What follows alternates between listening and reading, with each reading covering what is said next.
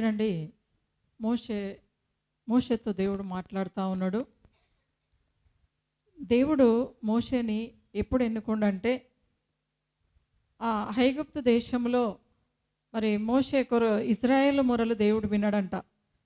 ఇజ్రాయేలు అనేక బాధలు పడుతూ ఉన్నారు, ఇబ్బందులు పడుతూ ఉన్నారు. ఎక్కడ?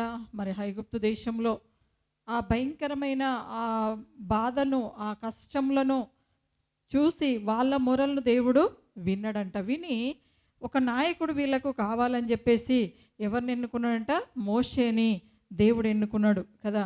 ఆయన బాలుడుగా ఉన్నప్పుడు, మోషే జన్మించినప్పుడు ఆ దేశమంతటా కూడా మరి మొదటి మగపిల్లలందరినీ కూడా మరి చంపాలని ఆజ్ఞ ఉంది, రాజాజ్ఞ ఉండే. అయినప్పటికీ కూడా మరి దేవుడు మోషేని ఏర్పరచుకున్నాడు కనుక ఆ ఆ తల్లి ఆ మోషే తల్లి ఏం చేసిందంట, ఆ మోషేన కూడా జమ్ము పెట్టెలో ఒక పెట్టె తయారు చేసింది, జమ్ముతోని చేసి ఆ నీళ్ళల్లో వేసింది, ఒక సరోవరంలో వేసి మరి అక్కడ కావలి కూస్తుందంట. ఎందుకంటే మోషే రక్షింపబడాలి, మోషేని దేవుడు ఏర్పరచుకున్నాడు. కాబట్టి మోషే ఏ విధంగానైనా తను జీవించి ఉండి ఒక నాయకుడిగా నిలబడాలి. కాబట్టి మరి ఆ చట్టం వచ్చినప్పటికి కూడా ఆ ఫరో అందరినీ, ఆ మగపిల్లలందరినీ అది ఆ రాజ్యంలో చంపేస్తున్నప్పటికి కూడా మరి మోషే కొరకు దేవుడు ఎన్నో ఆయన రక్షించడానికి ఎలాంటి ఇబ్బంది వచ్చినా కూడా దేవుడు ఆయనకు తోడుగా ఉన్నాడు. హల్లెలూయా. చూడండి, ఆ తల్లి ఆ జమ్ముతోనొక పెట్టెను తయారు చేసి ఆ పెట్టెలో వేసి ఆ నీళ్ళల్లో ఎక్కడంటే ఆమె ఫరో కుమార్తె అయిన ఆమె ఆ రాకుమారి ఆ వచ్చే టైంకు మరి అక్కడ జమ్ము పెట్టెలో ఆ బాబును పెట్టి ఆ దూరంగా నిలుచుందంట. ఎవరు? ఆ తల్లి. ఎందుకంటే తల్లి దగ్గర పెరిగితే వాళ్ళు చంపేస్తారు. కాబట్టి ఆయన ఎట్లయినా బ్రతకాలి. ఆయన మీద దేవుని ప్రణాళిక ఉంది, దేవుని పిలుపు ఉంది, దేవుడు చిత్తమై ఉన్నది కనుక మరి మోషేను దేవుడు ఆ విధంగా రక్షించుకుంటూ వస్తూ ఉన్నాడు. చూడండి, అక్కడ పెట్టి మరి ఆ తల్లి దూరంగా చూస్తూ ఉంటుంది. ఆ మోషేకు అక్క ఉంది, మిరియాము. ఆమె కూడా ఒక దగ్గర దూరంగా చూస్తూ ఉంది. ఆ ఇద్దరు కూడా ఆ స్త్రీలు ఆ మోషేని కాపాడుతూ ఉన్నారు కదా. మరి అక్కడ ఉండి ఆ బాబు ఏడుస్తూ ఉంటాడు. ఆమె స్నానం చేసుకుంటూ రాకుమార్తె చెలికత్తెలు వస్తారు. వచ్చినప్పుడు అక్కడి నుండి ఆ పెట్టె దగ్గర ఉన్న వచ్చేసారు. వాళ్ళు చూసి ఏమంటారంటే, ఎవరో ఇక్కడ మంచి బాలుడున్నాడు, చక్కని తేజస్సు కలిగిన వాడంట మోషే, చాలా అందంగా ఉంటాడంట. ఆ మోషేని చూడగానే ఆ చెలికత్తెలు రాకుమారికి చెప్పిండ్రు, అమ్మ ఇక్కడ ఎవరో ఒక బాబు ఉన్నాడు, చక్కగా ఉన్నాడు అని చెప్పినప్పుడు ఆ బాబుని చూసిన వెంటనే ఆ రాకుమారికి ఇతడు నేను నేను నా కొరకు నేను పెంచుకుంటా నా కుమారుడిగా అని చెప్పి ఆమె నిర్ణయం చేసుకుందంట. హల్లెలూయా. అదే టైంలో నిర్ణయం చేసుకుంది. కానీ తండ్రి మాత్రం ఏమై ఇచ్చిండు శాసనము? ఎవ్వరు కూడా మగపిల్లలు బ్రతకకూడదు కదా. ఎంతోమంది తల్లులకు ఆ బాధ కలుగజేసిండు ఆయన. ఎందుకంటే మగపిల్లలు ఉంటే అక్కడ ఏం జరిగిందంటే, అక్కడ మరి ఇజ్రాయేలు బ్రతకకూడదు అనేసి, ఇజ్రాయేలు ఉండొద్దు, మరి వాళ్ళు ప్రబలొద్దు అని చెప్పేసి మరి ఆయన ఒకటి ఆ ఫరో తీసుకొచ్చిండు. అయినప్పటికీ కూడా దేవుడు మరి మోషేను పిలిచిండు, ఏర్పరచుకున్నాడు. మరి ఆ రాకుమార్తె దగ్గర మరి కుమారుడు ఇంటికి తీసుకెళ్ళిండు. తన తండ్రికి చూపించిండొచ్చు కదా. అది తండ్రి మరి నా కొరకు నేను ఈ కుమారుణ్ణి పెంచుతా. చూడండి, తన కూతురు యొక్క కుమారుణ్ణి చంపడు కదా. అట్లని మరి ఆమె ప్లాన్ వేసింది, మరి దేవుడు చిత్తమై ఉంది. మరి అక్కడ పెరుగుతూ ఉన్నాడు. ఐగుప్తు దేశంలో ఆ ఫరో దగ్గరనే పెరిగిండు. ఎవరైతే శత్రువు ఉంటారో అక్కడే మోషే పెరుగుతూ ఉన్నాడు కదా. ఎక్కడైతే ఇబ్బంది ఉందో, ఎక్కడైతే శ్రమ ఉందో, ఎక్కడైతే సమస్య ఉందో అక్కడనే మోషేను దేవుడు మరి ఎదుగుతూ ఉన్నాడు కదా. మంచి విద్యలతోనే ఎదిగినట, రాచ మర్యాదలతోని మంచి విద్యలతోని మరి ఆ మోషే అక్కడ పెరుగుతూ ఉన్నాడు. కానీ దేవుని చిత్తం ఏంటిది? దేవుని చిత్తం ఏంటిది మోషే పట్ల? ఐగుప్తుల్లో ఆ ఇజ్రాయెల్ని రక్షించాలి. ఎవరి కొరకు? ఇజ్రాయెల్ కొరకు. ఇజ్రాయెల్ అంటే ఎవరు? దేవుని నామంలో రక్షింపబడిన వారు, ఆయనను వెంబడించేవారు, ఆయనకు మరి మహిమపరిచేవారు. హల్లెలూయా. చూడండి, మరి అక్కడ దేవుడు మోషేను మరి ఎదుగుతూ ఉన్నాడు, అన్ని విద్యలతోనే ఎదిగిండు. మరి పెద్దవాడైండంట. పెద్దవాడైనాక ఆయన మళ్ళీ ఆ సాధారణంగా ఆయన గొర్రెల్ని తీసుకొని మరి వెళ్తూ ఉండు. ఇటు ఈయన విద్య నేర్చుకున్నాడు, రాజు దగ్గరనే అన్ని విద్యలు నేర్చుకున్నాడు. మళ్ళీ ఒకరోజు ఏమంటా ఉండు, 3వ అధ్యాయంలో మోషే మిద్యాను యాజకుడైన అక్కడి నుండి మోషే పెద్దవాడయిండు. తర్వాత మిద్యాని యాజకుడైన ఒక ఇత్రో అనే ఆహ్, ఒక వ్యక్తి ఒక కూతుర్ని పెళ్లి చేసుకుంటాడు. ఆయనకు పెళ్లి కూడా అయింది కదా! పెళ్ళయింది.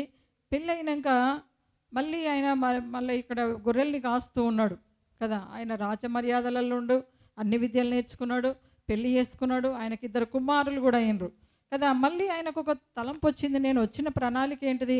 నన్ను దేవుడు ఏర్పరచుకుందేందని చెప్పి మళ్ళీ గొర్రెల్ని కాస్తూ అరణ్యముకు వెళ్ళిండట. ఎక్కడికంటే తన మందను మేపుతా ఉన్నాడు. ఎవరి మంద అంటే మామ మందను మేపుతా ఉండు. ఇక్కడి నుంచి వదిలిపోయి మా పిల్ల పెళ్లి చేసుకున్నాడు. మామ మందను మేపుతా ఉండు. ఎక్కడంటే ఆ మంద దేవుని పర్వతమైన హోరేబుకు వచ్చెను. హల్లెలూయా! ఎక్కడికొచ్చిండు ఆ గొర్రెల్ని తోలుకొని? హోరేబు పర్వతానికి వచ్చి అక్కడ మందను మేపుతా ఉండు. తన గొర్రెల్ని, మామ గొర్రెల్ని కాస్తా ఉన్నాడు. చూడండి, దేవుడు ప్రణాళిక ఏంది? ఇజ్రాయేల్ కొరకు నిలబడాలి. ఆయన ప్రార్థన చేసుకోవాలి. కానీ మర్చిపోయిండు. ఆయన మర్చిపోయిండు. దేవుని పిలుపు ఆయనకు లేదు. ఇంక అక్కడి నుంచి రాజమర్యాలతో పెరిగిండు. మళ్ళొచ్చి పెళ్లి చేసుకున్నాడు. పెళ్లి చేసుకొని ఏం చేస్తుండు ఇప్పుడు? మామ గొర్రెల్ని కాస్తా ఉన్నాడు. ఆ మందను కాస్తా ఉండంట. హల్లెలూయా!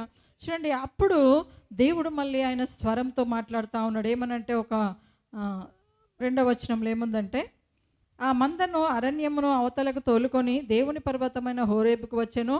ఒక పొద నడిమిన అగ్ని జ్వాలలతో యెహోవా దూత అతనికి ప్రత్యక్షమాయెను. హల్లెలూయా! చూడండి, అక్కడ ఏం కనిపిస్తూ ఉందంట? ఒక మండుచున్న పొద కనిపిస్తూ ఉందంట కదా! ఆ ముళ్ళ పొద, ఆ ముళ్ళ పొద ఆ పచ్చగా ఉంది. అందులో నుంచి మంట వస్తూ ఉందంట. ఆ పొద కాలుతూ ఉంది. కానీ ఆ పచ్చగానే ఉంది. కాలిపోతే ఎట్లయితుంది? నల్లగా ఏదో కావాలి కదా! ఏమి కావట్లేదు. కానీ ఆ పొద పచ్చగానే ఉంది. మంట వస్తూ ఉంది. అక్కడ అని చూస్తూ ఉన్నాడు. ఇదేంటి ఇట్లా ఇక్కడ సడన్గా మంట ఉందని చెప్పి ఆయన చూసి ముందుకు వెళ్ళబోతూ ఉండంట. చూడండి, కింద ఉంది, దూత ప్రత్యక్షమైన అతడు చూచినప్పుడు అగ్ని వలన ఆ పొద మండుచుండెను, కానీ పొద కాలిపోలేదు. అప్పుడు మోషే, ఆ పొద ఏల కాలిపోలేదో నేను ఆ తట్టు వెళ్ళి ఈ గొప్ప వింత చూచెదను అనుకొనెను. హల్లెలూయా! అక్కడ ఒక వింత జరుగుతూ ఉంది కదా! పొద పచ్చగానే ఉంది, అగ్ని మండుతూ ఉంది. కానీ ఎందుకు ఇట్లా అని వింత అని చెప్పేసి ఆయన దగ్గరికి వెళుతూ ఉన్నాడంట. హల్లెలూయా! చూడండి, మన దేవుడు ఎవరు? ఆయన అగ్ని, దహించు అగ్ని అంట. యేసుప్రభు ఎవరు? ఆయన దహించు అగ్ని. కాబట్టి ఆయన దగ్గర అక్కడ మరి వెళ్ళడానికి దగ్గరికి వెళ్ళినప్పుడు ఏమైందంట? అక్కడ ఒక స్వరం వినిపిస్తూ ఉంది. చూడండి ఇక్కడ, అతడు ఆ తట్టుకు వచ్చుట యెహోవా చూచెను. దేవుడు ఆ పొద నడుమ నుండి మోషే మోషే అని అతన్ని పిలిచెను. హల్లెలూయా! చూడండి, ఆ తట్టుకు వెళుతూ ఉన్నాడంట. ఎందుకు ఆ పొద కాలుతలేదు? ఆ అగ్ని వస్తూ ఉంది. ఏంటిది ఆ వింత అని దగ్గరికి వెళ్ళి చూద్దామనేసరికి అక్కడి నుండి ఒక స్వరం వస్తూ ఉంది. హల్లెలూయా! కదా! ఎవరు ఆ స్వరం అంటే యెహోవా స్వరం అంటది కదా! యెహోవా స్వరము. మోషే మోషే అని పిలుస్తూ ఉన్నాడు. ఆ దేవుడు పిలుస్తూ ఉండండి. హల్లెలూయా! అందుకతడు చిత్తం ప్రభువా నేను, అందుకతడు దగ్గరకు రావద్దు, నీ పాదముల నుండి నీ చెప్పులను విడువుము. ఆయన పాదములకు ఏమున్నాయంట? చెప్పులు ఉన్నాయి. చెప్పులంటే అది ఆయన ఉండేది పరిశుద్ధ స్థలం కనుక, మరి నీ కాలికున్న చెప్పులు విడిచి నా దగ్గర రా అంటే, నీ పాపములను విడిచిపెట్టు, లోక సంబంధమైన విడిచిపెట్టు, ఇంకా లోక సంబంధమైన ఆలోచనలను విడిచిపెట్టి ఆ పరిశుద్ధ సన్నిధికి నీవు రా అంటుండు. ఆయన ఉండే స్థలంకి నీవు రా అని చెప్పి దేవుడు పిలుస్తూ ఉన్నాడు. హల్లెలూయా! చూడండి, ఈరోజు మనము ఆయన సన్నిధిలో ఉంటున్నామంటే, ఈ పరిశుద్ధ స్థలంలో ఆయన మరి మందిరంలో మనము ఈరోజు ఆరాధనకు వచ్చినామంటే కదా, మన చెప్పులను విడిచిండ్రా లేదా? మీరు ఎవరైనా చెప్పులు తీసుకొని వచ్చిరా? రారు. ఎందుకంటే ఈ లోక సంబంధమైనవి కూడా కాదు, అది కూడా మనం భావిస్తాము కదా. మరి ఆత్మ సంబంధమైన మరి ఆ పాప క్రియలను, పాపపు ఆలోచనలను మనం విడిచిపెట్టి కాళ్ళు కడుక్కొని మందిరము, అతి పరిశుద్ధ స్థలానికి వెళ్ళాలి కదా. పాత నిబంధనలో ఏముండే అంటే మందసం ఉన్న దగ్గరికి మరి ఎవరు వెళ్ళడానికి లేదు కదా. ఎందుకంటే అక్కడ మరి ఆవరణం ఉంటుంది కదా, ఇంకా పరిశుద్ధ స్థలం ఉంటుంది, అతి పరిశుద్ధ స్థలం ఉండేది. ఆనాడు యాచకులు మరి దేవుని సేవ చేసినప్పుడు అది ఆవరణంలోకి వచ్చి రావాలి. అక్కడ గంగానం ఉంటుంది, కాళ్ళు కడుక్కోవాలి కదా. అక్కడి నుండి పరిశుద్ధ స్థలం రావాలి, ఆ బలులు తీసుకొని తర్వాత అతి పరిశుద్ధ స్థలానికి ఆ బలి రక్తము అక్కడ అతి పరిశుద్ధ స్థలం మందసం దగ్గరికి వెళ్ళిపోతూ ఉంటుంది. హల్లెలూయా. చూడండి, మరి దేవుడు అదే విధంగా కూడా మనల్ని కూడా ఏర్పాటు చేసుకున్నాడు. ఎందుకంటే మనం కూడా పాపంలో నశించిపోయే వాళ్ళని దేవుడు పిలిచిండు, మన పాపంల నుంచి విమోచించిండు, మన శ్రమల నుంచి విడిపించిండు కదా. మనం కూడా ఎక్కడికి వచ్చినామంట, ఆయన స్వరం విని ఇక్కడికి ఉన్నాం. హల్లెలూయా కదా. ఎంతమందితో దేవుడు మాట్లాడిండు? ఇక్కడ ఎవరితోనో దేవుడు మాట్లాడిండా? మోషతో మాట్లాడిండా? మాట్లాడలేదా? మాట్లాడతాడు అందరు, కానీ మర్చిపోయారు. కొన్ని ఇయర్స్ అయింది కదా. స్టార్టింగ్లో చెప్తారు, అక్క నాతో దేవుడు ఇట్లా మాట్లాడిండు, దేవుడు నన్ను పిలిచిండు, దేవుడు నన్ను మరి కలలో మాట్లాడిండు, నాకు దర్శనంలో మాట్లాడిండు, దేవుడు నాకు అది మా కుటుంబంలో మాట్లాడిండు అని చెప్తూ ఉంటారు. కానీ కొన్ని ఇయర్స్ అయింది కదా, ఏమవుతుంటుంది ఇప్పుడు? మర్చిపోయిండు. మోషే మర్చిపోయిండా? మోషే కూడా మర్చిపోయిండు. హల్లెలూయా, హల్లెలూయా. మర్చిపోయి ఏం చేస్తుండు? మంచిగా అత్తగారి ఇంట్లో ఎంజాయ్ చేసిండు. కానీ దేవుడు వదిలిపెట్టిండా కదా. దేవుడు మిమ్మల్ని కూడా వదిలిపెట్టడండి. హల్లెలూయా కదా. చాలామంది అంటారు, నేను సేవ చేయాలి, నేను సేవ చేయాలి, సేవ చేయాలని కొత్తలు వచ్చినప్పుడు అసలు నన్ను కంగారు పెట్టిస్తూ ఉంటారు. నేను సేవకు వస్తాక, సేవకు వస్తాను కదా. కొద్ది రోజులు రాగానే ఏమవుతుంది? చెప్పండి. అబ్బా ఏమో సేవనా అనిపిస్తూ ఉంటుంది. ఇక్కడ ఎంతమంది సేవకు వస్తాను చేతులు ఎత్తండి. నాకు దేవుడు చేసిన కార్యాలు చెప్పాలంటే స్టార్టింగ్లో ఎంత సంతోషంగా ఉంటుందో. చిన్న తండ్రి ఒడిలో, తల్లి ఒడిలో చిన్నపిల్లలు ఎట్లా ఆడుకుంటామో మనం కూడా ఆ ప్రభు ప్రేమలో ఆయన మనల్ని రక్షించుకున్నప్పుడు అంత ప్రేమగా మనం ఉంటామంట. రాను రాను ఏమైతే తగ్గుతూ ఉంటుంది. ఎందుకంటే సాతాను మనకు సమస్యలు తీసుకొస్తూ ఉంటుంది, బలహీనతలు తీసుకొస్తూ ఉంటుంది, ఇంకా అప్పులు తీసుకొస్తూ ఉంటుంది, అన్ని విషయాల్లో మనకు వెనుకకు లాగుతూ ఉంటుంది. కానీ మనం ఎప్పుడు కూడా వెనుకకు పోవద్దంట కదా. మనం ఎప్పుడూ ఆయన సన్నిధిలో ఉండాలి, ఆయన ప్రార్థనలో ఉండాలి. విశ్వాసంలో ఉన్నప్పుడు మనం ఏది మనకు దేవునికి మనకు వేరు చేస్తూ ఉందో మనం అర్థం చేసుకోగలుగుతాం కదా. ఆయన నుండి మనకు వేరు చేసే ఏది కూడా మనకు దగ్గరికి రానియొద్దంట, మనలోని చేర్చుకోకూడదంట అది. హల్లెలూయా. పౌలు అంటూ ఉంటాడు. కాబట్టి మోషేను దేవుడు ఏ విధంగా పిలిచిండు? ఆ మండుచున్న పొదలోంచి ప్రభువు పిలిచిండు కదా. ఇంకేమంటా ఉండు ఇక్కడ? అప్పుడు ఇక్కడ మోషే అంటా ఉండు, చిత్తం ప్రభువా నేను, అందుకతడు దగ్గరికి రావద్దు, నీ పాదముల నుండి నీ చెప్పులము విడుము, నీవు నిలిచి ఉన్న స్థలము పరిశుద్ధ ప్రదేశమనెను, మరియు ఆయన నేను నీ తండ్రి దేవుడను, అబ్రహాము దేవుడను, ఇస్సాకు దేవుడను, యాకోబు దేవుడనని మోషే అని చెప్పగా మోషే తన ముఖమును కప్పుకొని దేవుని వైపు చూడవిరిచెను. హల్లెలూయా, హల్లెలూయా. చూడండి, దేవుడే వచ్చి ఓ మోషే మోషే అని చెప్పి ఏమని చెప్తా ఉండంట? నేను ఎవరని చెప్తా ఉండు? ఆయన కనుపరుచుకుంటా ఉండు. ఎవరి దేవుడంట? నేను నీ తండ్రి దేవుడను, అబ్రహాము దేవుడను, ఇస్సాకు దేవుడను, యాకోబు దేవుడను అని చెప్పగా.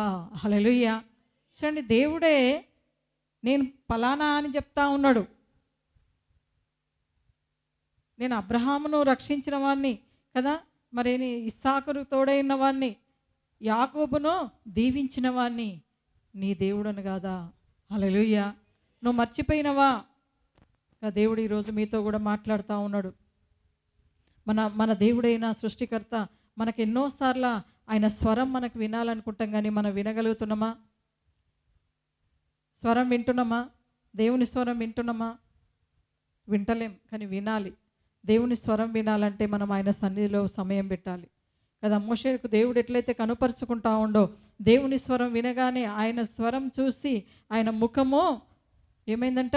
వెరిచెను అంటే. వెరిచెనంటే అయ్యో నేను తప్పు చేసిన, నేను ఎప్పుడో దేవుడు తన మోషేతో మాట్లాడి ఏర్పరచుకున్నాడు, దేవుడు పిలిచిండు, కానీ మళ్ళీ ఆయన తప్పిపోతుంటే మళ్ళీ దేవుడు తిరిగి నడిపిస్తాడు. కొన్నిసార్లు మన శ్రమల ద్వారా కూడా మనల్ని దేవుడు మళ్ళీ సరిచేస్తూ ఉంటాడు, మళ్ళీ సరి అయిన మార్గంలో మనల్ని నడిపిస్తూ ఉంటాడు. కానీ మనం ఏం చేస్తాం? ఇంకా దూరం అవుతూ ఉంటాం సంఘానికి కదా, ఇంకా దేవునికి దూరం అవుతూ ఉంటాం కదా. ఒక శ్రమ వచ్చినప్పుడు, ఆ బాధ కలిగినప్పుడు, దేవుడు ఉంటే నాకు ఈ శ్రమ కలుగునా, దేవుడు ఉంటే నాకు ఈ కష్టం వచ్చునా, దేవుడు ఉంటే నాకు ఈ బాధ దుఃఖం కలుగునా, ఎందుకు నేను నన్ను దేవుడు మర్చిపోయిండా అనేసి అనుకుంటాం, కానీ దేవుడు ఎప్పుడూ ఆయన మర్చే దేవుడు కాదు కదా. దేవుడు మరి మోషేకు తోడైనట్టుగా నేను నీకు తోడైంటాడు కదా. నిశ్చయముగా నేను నిన్ను ఆశీర్వదిస్తా అంటాడు. హల్లెలూయా, హల్లెలూయా కదా. నిశ్చయముగా నేను నిన్ను ఆశీర్వదిస్తా అని ప్రభు చెప్తా ఉన్నాడు. కాబట్టి మనందరం కూడా మరి మోషేలాగా మరి దేవుని సన్నిధిలో మనము ఉండాలి కదా. అప్పటి నుండి మోషే మరి దేవుడు మాట ప్రకారంగా దేవుణ్ణి మరి ఆరాధించిండు. ఇజ్రాయెల్ని నడిపించడానికి చిత్తం ప్రభు అన్నాడంట. హల్లెలూయా. నేను మీరు ఏది చెప్తే అది నేను చేయడానికి సిద్ధంగా ఉన్నా, నేనున్న ప్రభు అని చెప్పిండంట. హల్లెలూయా, హల్లెలూయా కదా. మనం కూడా ఏం చెప్పాలంట? నేనున్నా అని చెప్పాలి. చూడండి, ఆది కాండంలో ఒక మాట చూసుకుందాం. 12వ అధ్యాయంలో, ఆది కాండము 12వ అధ్యాయంలో 1 నుండి చదువుదాం. ఏమంటా ఉండి ఇక్కడ అబ్రహాంతో దేవుడు మాట్లాడుతూ ఉన్నాడు. యెహోవా ఏం చెప్తా ఉన్నాడు? నీవు లేచి నీ దేశం నుండి, నీ బంధువుల యుద్ధ నుండి, నీ తండ్రి ఇంటి నుండి బయలుదేరి నేను నీకు చూపించు దేశమునకు వెళ్ళుము. హల్లెలూయా. అప్పటికి అబ్రహాము చాలా ధనవంతుడు, చాలా ఆయనకు కొన్ని మరి వేల మరి గొర్రెలు, మందలు, మేకలు చాలా కలిగిన వాడు, సంపన్నుడు. ఈ టైంలో చెప్పాలంటే చాలా సంపన్నుడు. ఈ రోజులలో బాగా డబ్బు ఉంటేనే సంపన్నుడు, కానీ ఆ రోజులలో చాలా మరి గొర్రెలు, ఒంటెలు, మేకలు, ఆయన దగ్గర పని మనుషులు చాలా ఉన్నవాడంట. కానీ అవన్నీ వదిలేసి దేవుడు ఏం చెప్తా ఉన్నాడు? నువ్వు లే, నీ తండ్రి ఇంటి నుండి బయలుదేరు కదా, నీ నేను చూపించు దేశమునకు వెళ్ళుము. హల్లెలూయా. చూడండి, దేవుని మాటకు లోబడుతుండా లేదా అబ్రహాం? వెళ్ళమంటా ఉండు, నేను చూపించు దేశానికి నీవు వెళ్ళు అంటే అప్పుడు అనుకోవచ్చు అబ్రహాం, ఏంటి ప్రభా ఇవన్నీ ఇక్కడ అన్నీ ఏం చేసుకోండి, ఒక ఇల్లు కట్టుకున్నాడు, ఇవన్నీ సంపాదించుకోండి, ఇవన్నీ తీసుకొని పోవాలంటే ఎంత కష్టమవుతుంది? మనం పోతాం అసలు? మన జేమ్స్ బ్రదర్ని జేమ్స్ అన్నాడు అనుకో, ఏంటి సిస్టర్ నా భార్య పిల్లలు నా ఇల్లు ఇక్కడ ఉంది, నన్ను ఎక్కడికో పోమంటావు ఏంటి అనేసి అంటాడు. పోతాడా జేమ్స్? అసలు పోడు. పోతావా జేమ్స్? పోడంటాగో చెప్తున్నాడు. పోడు. ఎందుకంటే ఇక్కడ ఒక నివాసం ఏర్పాటు చేసుకున్నాడు కదా. ఆదివారం ఒకసారి పొమ్మంటే పోతా, కానీ నేను రోజు కూడా పోను. అమ్మో నేను పని చేసుకోవాలి, నా పోషణ ఎట్లా, నా పిల్లలేంటి, నా కుటుంబం ఏంటి, అన్నీ ఆలోచిస్తాడు. ఆలోచిస్తాడా లేదా? మీరు కూడా ఆలోచిస్తారు, కానీ చెప్తున్నా ఆయనను బట్టి. హల్లెలూయా. చూడండి, మరి ఈయన అబ్రహాంతో దేవుడు ఏమంటావు? నువ్వు లే, నువ్వు వెళ్ళు అన్నప్పుడు అబ్రహాము దేవుని మాటకు లోబడి ఆయన ఏం చేస్తూ ఉన్నంట? దేవుని మాట విన్న వెంటనే తన గుర్రాలకు మరి తన ఒక గాడిదల మీద ఆ సామాను డేరాలు వేసుకొని అవన్నీ తీసుకొని తోలుకొని వెళ్ళిపోతూ ఉండు. ఎక్కడికి పోతుండో అనే చెప్పలేదంట. పలానా దేశం పొమ్మన్నాడా? నువ్వు లే పో అన్నాడు అంతే. పలానా దగ్గరికి మనమైతే అడ్రస్లు ఇవ్వాలి కదా. ఇప్పుడు ఏం చేయండి, గూగుల్ మ్యాప్ ఉంది కదా, అందులో పెట్టుకొని పోతూ ఉండరు కదా. జొమాటోలు చేసేటోళ్ళు అట్లే పోతారు, ర్యాపిడ్స్ చేసేటోళ్ళు అట్లే పోతారు కదా, ఇంకా వేరే ప్రయాణం పోయేటోళ్ళు అట్లే పోతూ ఉండరు. హల్లెలూయా. కానీ ఆ రాజు అబ్రహాంకి ఏం చెప్పలే దేవుడు, నువ్వు వెళ్ళు అన్నాడు, నేను నీకు తోడుంటా అన్నాడు. హల్లెలూయా.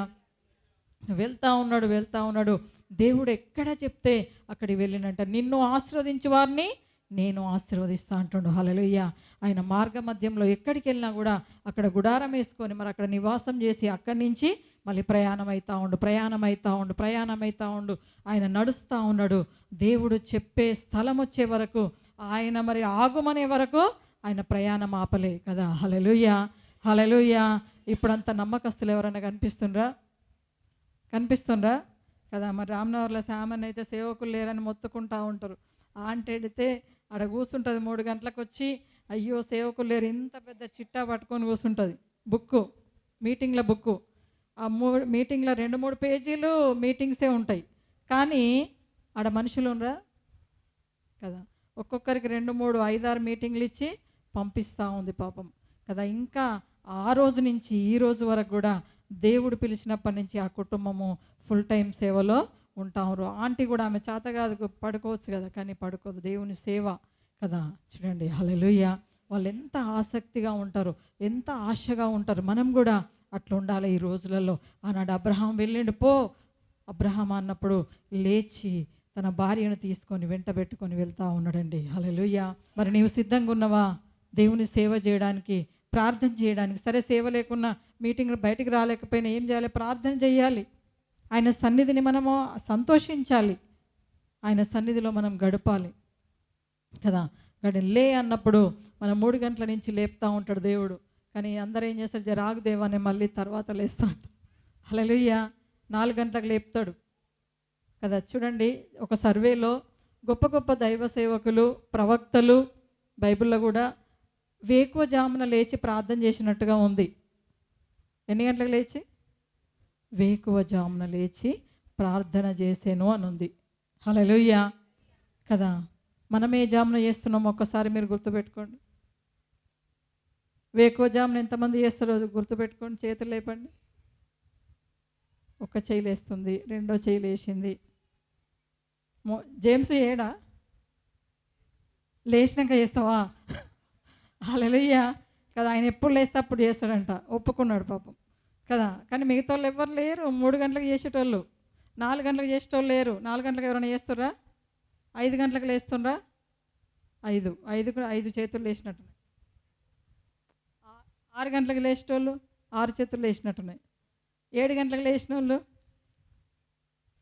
ఇక బాగుండదు చెప్తే అనేసి అనుకుంటారు కదా. మనము ఉదయకాలమే లేచి దేవుణ్ణి ఆరాధించాలి. చూడండి, ఇక్కడ అబ్రహాంను పిలిచిండు, నువ్వు వెళ్ళు, నీ తండ్రి ఇంటిని విడుము, నీవు మరి నిన్ను గొప్ప జనముగా నేను నిన్ను ఆశీర్వదించి నీ నామమును గొప్ప చేయుదును. హల్లెలూయా. ఈ ఆశీర్వాదం ఎంతమందికి కావాలండి? ఇంతమంది కావాలి. కానీ మీరు ఏం చేయాలి? ఇంతమంది కావాలంటే దేవుడు ఎక్కడికి లేమ్మని లేచి పో అంటే పోవాలి కదా. నువ్వు లేచి కూర్చొని మోకాళ్ళొంగి మొరపెట్టు అంటే మొరపెట్టాలి. ఎప్పుడు మొరపెట్టాలి? వేకువజామున కదా. నిన్ను గొప్ప జనముగా దేవుడు చేయబోతా ఉండు. ఆ గొప్ప దేశమునకు నిన్ను తీసుకుపోతుండు. ఆ పాలు తేనెలు ప్రవహించే దేశానికి దేవుడు నిన్ను తీసుకుపోతా ఉండు. నిన్ను ఆశీర్వదించిన వారిని నేను ఆశీర్వదిస్తా అంటుండు. హల్లెలూయా, హల్లెలూయా కదా. నిన్ను ఆశీర్వదించను, నిన్ను దూషించు వారిని శపించదను, భూమి యొక్క సమస్త వంశములు నీ యందు ఆశీర్వదింపబడని అబ్రహాముతో అనగా. హల్లెలూయా. భూమి యొక్క సమస్త వంశములు కూడా అబ్రహాము ద్వారా, ఆయన నామము ద్వారా ఆశీర్వదింపబడతాయట. అందుకే మనం ప్రార్థన చేస్తాం, అబ్రహాము దేవుడా, ఇస్సాకు దేవుడా, యాకోబు దేవుడా. హల్లెలూయా. చూడండి, ఆయన నామం గొప్పగా చేసిండా లేదా కదా. మనందరం కూడా అబ్రహాం సంతానమా కదా కదా. అన్ని సమస్త వంశముల వాళ్ళంట, సమస్త వంశముల వాళ్ళు మరి అబ్రహాము దేవుణ్ణి ఆరాధిస్తున్నాం కదా. ఆయన నామాన్ని పెట్టిండంట. ఎంత గొప్ప ఆధిక్యత కదా అబ్రహాంకి. కాబట్టి ఎంత నమ్మకత్వము, ఎంత విశ్వాసము కదా. ఎన్ని శ్రమలు వచ్చిండొచ్చు, లే అనగానే లేచి వెళ్ళి పరిగెత్తినప్పుడు ఎంత మరి ఓపిక కావాలి ఆయనకు కదా. ఎంత ప్రార్థనా శక్తి ఉంటే అంత సహనం వస్తుంది. చాలామందికి సహనం ఉండదు, పొమ్మనంగానే తిడుతూ ఉంటారు, రివర్స్ అవుతూ ఉంటారు. ఏంటి ఎందుకు అనేసి ఆలోచించారు కదా. కాబట్టి సహనం కావాలి, ఓర్పు కావాలి, విశ్వాసం కావాలి, నమ్మకత్వం కావాలి కదా. దేవుడు మనల్ని పిలిచిన పిలుపును బట్టి దేవుడు మనకి ఎన్నో కార్యాలు చేస్తుంది కదా. ఆయన పిలుపు లేకపోతే మనం నశించిపోయే వాళ్ళమంట. ఆయన పిలుపు లేనిది మనం ఒక్క క్షణం కూడా జీవించాలి. ప్రతి ఒక్కరి పట్ల పిలుపు ఉంది. చాలామంది అనుకుంటారు కదా, నన్ను పిలువలేదు దేవుడు అనుకుంటా ఉంటారు, నన్ను పిలువలేదు.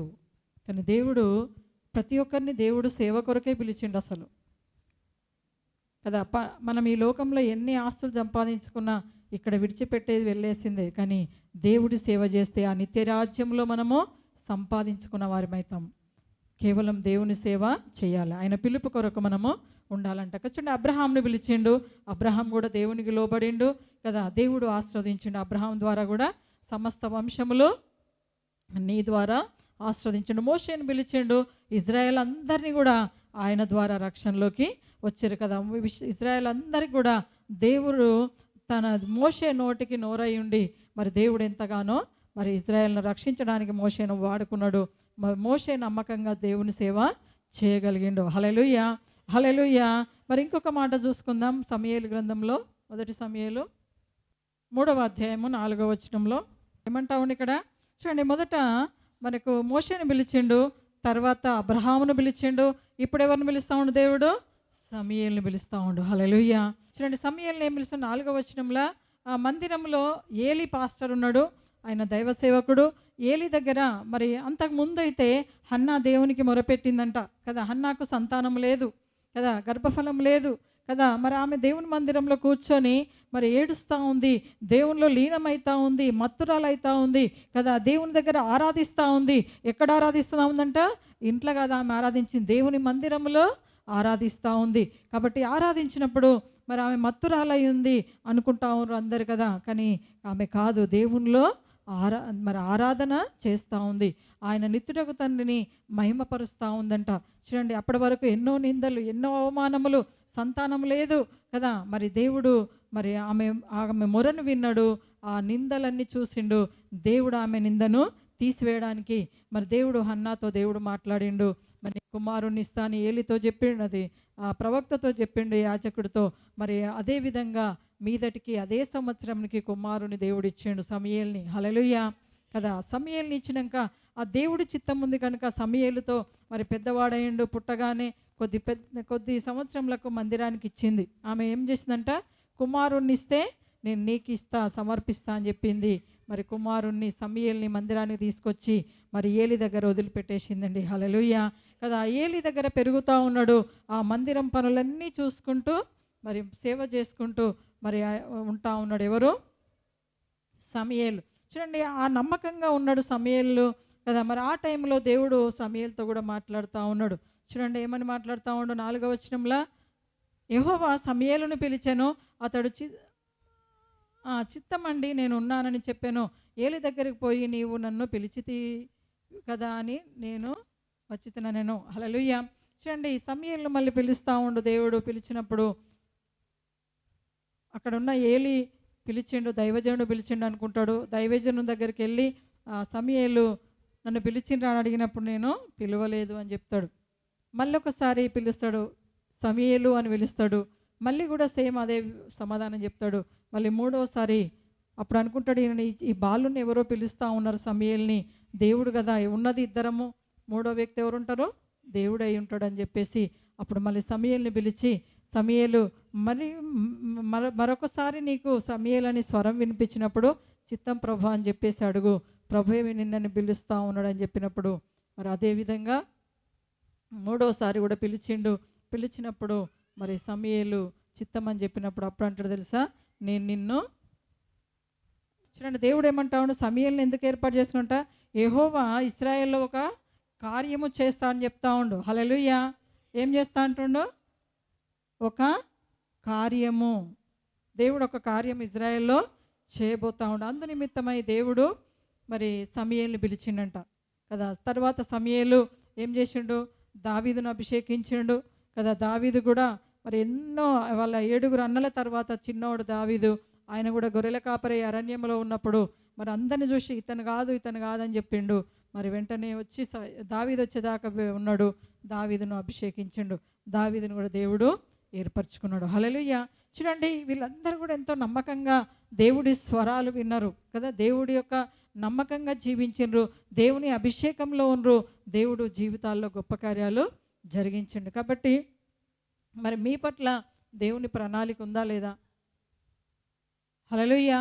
దేవుడు పిలిచిండు, దేవుడు ప్రతి ఒక్కరిని కూడా ఏర్పరచుకున్నాడు. ఎందుకంటే నశించిపోయే మనల్ని దేవుడి స్వరం ద్వారా పిలిచిండు.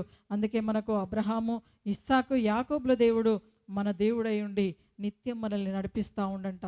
కాబట్టి ఏ విషయంలో కూడా మనము చింత చేయకుండా దేవుని పిలుపు కొరకు, ఆయన స్వరం కొరకు ఆ ఉదయకాలమే లేవాలి, ప్రార్థన చేయాలి. మన పనులన్నీ తర్వాత చేసుకోవాలి. మొట్టమొదట మనం చేయాల్సింది ఏంటిది?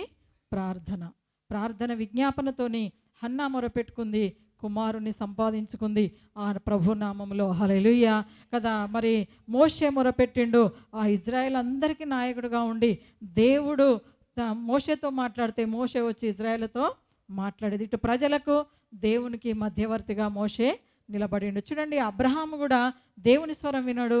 మరి ఆ దేశానికి మరి గొప్ప ఆశీర్వాదంగా నిలబడిండు. హల్లెలూయా కదా. ఆ పాలు తేనెల ప్రవహించే దేశానికి వెళ్ళాలంటే మనం అబ్రహాము, ఇస్సాకు, యాకోబుల దేవుణ్ణి ఆరాధించాలి కదా.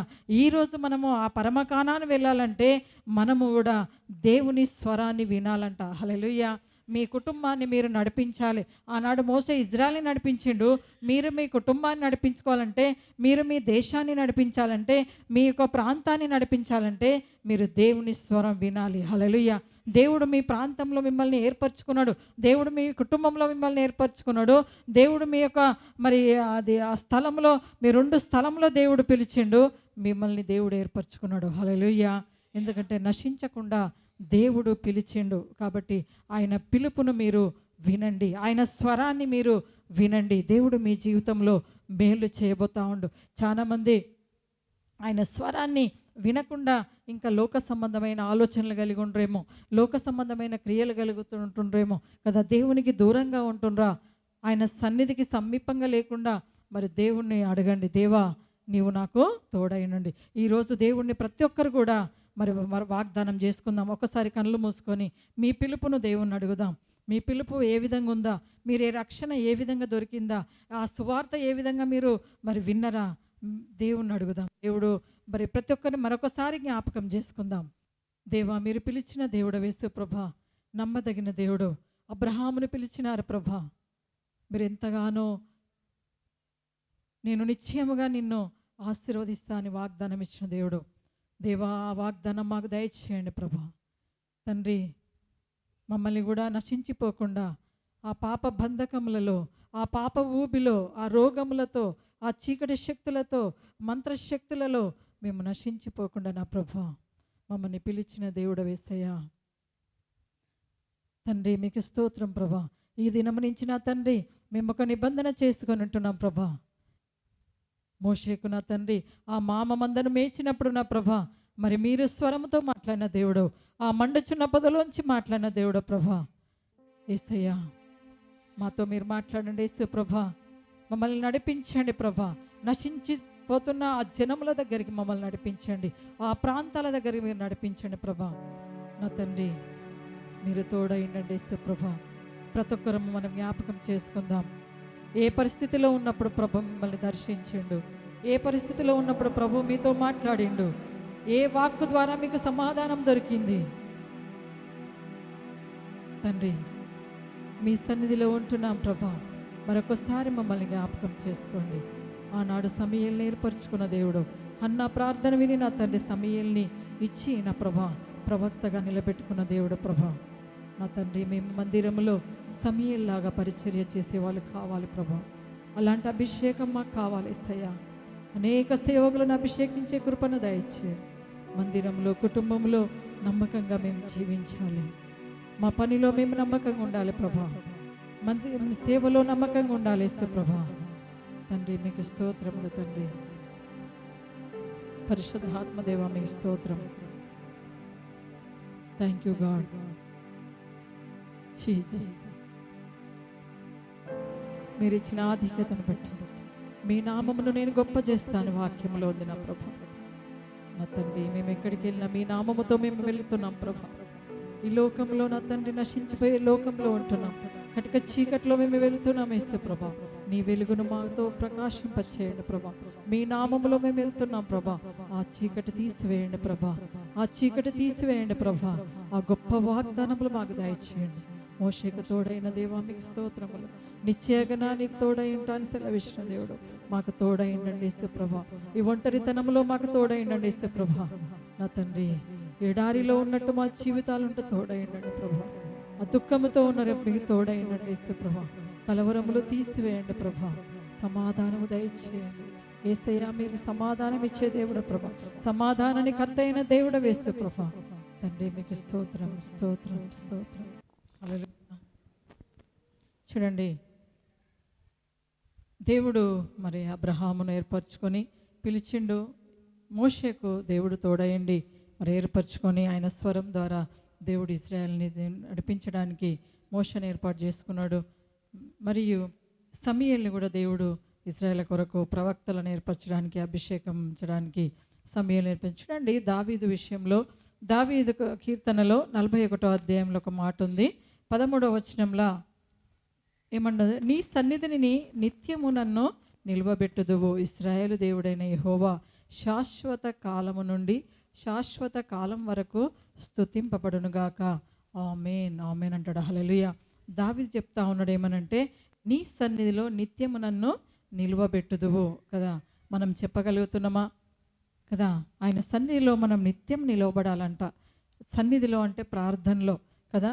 ఆ ప్రార్థనలో మనం నిత్యం నిలబడితే దేవుడు మనకి అనేక ఉన్నత స్థానంలో మనల్ని దేవుడు నిలబెడతా ఉంటాడు. మీరు చేసే జాబులో మీ పిల్లలు, మీ కుటుంబం అంతా కూడా ఉన్నత స్థానంలో నిలబడాలంటే, మీ వంశములు ఉన్నత స్థానంలో నిలబడాలంటే మనం ఆయన సన్నిధిలో మనం నిలబడాలి.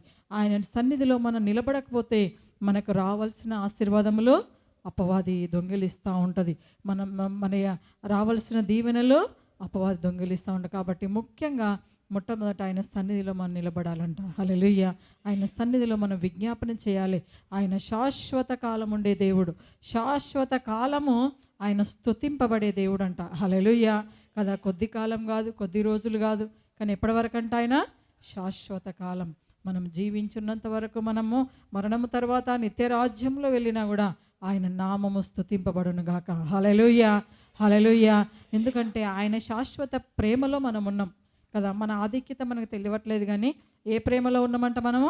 శాశ్వతమైన ప్రేమ. ఈ లోకము శాశ్వతమైనది కాదు, కానీ ఆయన ప్రేమ శాశ్వతమైనది. కాబట్టి ఆ శాశ్వతమైన ప్రేమలో ఉంటున్నాం కనుక మనం చాలా ధన్యులమంట. కాబట్టి మనం ఆ ధన్యతను మనము మర్చిపోవద్దంట. ఆయన చూపించిన కృపను మనము మర్చిపోవద్దు. మనం విలువ మనము తెలుసుకోవాలి. చాలామంది అను శ్రమలు వచ్చినప్పుడు నేను పనికిరాని దాన్ని, నేను పనికిరానోని, నేను ఎందుకు నా జీవితం ఏంది అనేసి అనుకుంటా ఉంటారు. కానీ ఆ శ్రమలలో కూడా ప్రభు నీకు తోడై ఉంటాడు. హల్లెలూయా కదా. ఎంత శ్రమ ఉన్నా ఓపికతో, సహనంతో, నిరీక్షణ కలిగి ఉండాలంట. క్రైస్తవ బిడ్డలకు కావాల్సింది, క్రీస్తును వెంబడించే వారికి కావాల్సింది ఏం కావాలంట? నిరీక్షణ కదా. ఆ నిరీక్షణతోని ప్రభును కార్యములు మనము చూడాలి. చూడండి, మరి అబ్రహాము నిరీక్షించిండు, మనకు దేవుడు మరి ఇస్సాకును ఇచ్చిండు కదా. ఆ వాగ్దాన పుత్రుని ఇచ్చినాక తన వంశాలన్నీ, అన్య జనుల వంశాలన్నీ కూడా, సమస్త వంశములు ఆయనకు మరి ఏముందంట? ఆయన నామంలో ఆ పితరుల, అబ్రహాము నా పితరుల దేవుడు అని చెప్తా ఉంటాడు. ఆయన నామంలో మరి ముందుకు వెళ్తూ ఉంటాడు. హల్లెలూయా. చూడండి, మనం కూడా మరి అదే ప్రేమలో మనం పొందుకోవాలంటే, అదే శాశ్వతమైన ప్రేమను, కృపను పొందుకోవాలంటే మనం ఏం చేయాలంట? ప్రభు పిలుపును వినాలి. నిత్యము మనం ఉదయకాలమే ప్రార్థన చేసుకోవాలి కదా. మనం ఎప్పుడు కూడా సమయాన్ని వ్యర్థంగా పోనించుకోవడానికి వీల్లేదు. ముసలమ్మ ముచ్చట్లు పెట్టకుండా ప్రభులో మనం ఆనందించేవారికి ఉంటే, మీరెంత కష్టపడి ఆనందిస్తూ ఉంటారో ప్రభుని సన్నిధిలో, మరి అంతా నీ పిల్ల వంశాలు కూడా తరతరాలు దేవుడు దీవెనలో ఉండబోతూ ఉంటారు. హల్లెలూయా.